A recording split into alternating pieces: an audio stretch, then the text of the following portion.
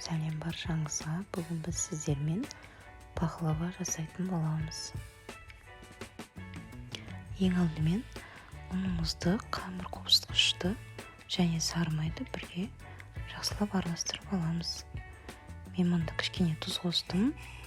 Пахлавамыз тәтті болады, салмасы, сондықтан ешқандай құмшекер қосқан жоқпын.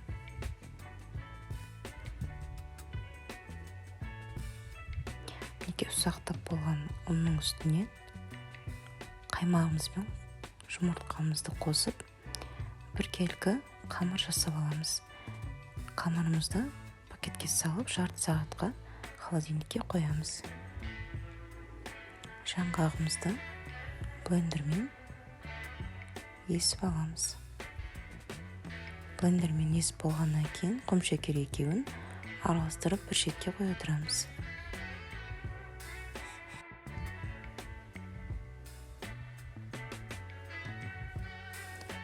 Қамырымызды үшке бөліп, қамырымызды жайып,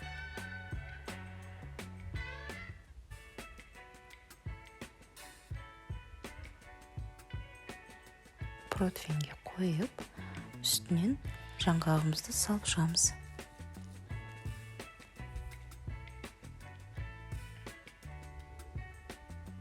Дәл солай екінші қамырымызды жасаймыз.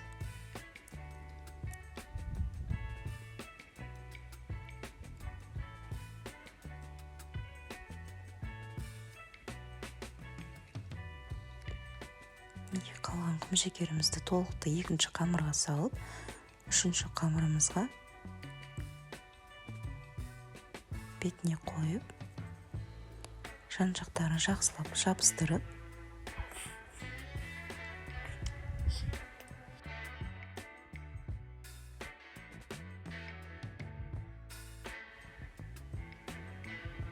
бетіне жұмыртқамызды жағып,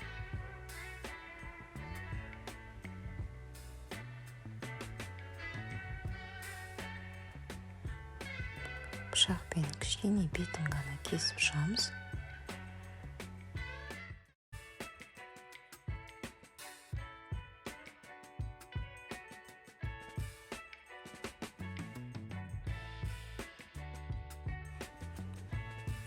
Сосын жаңғақтарымызды қойып шығамыз.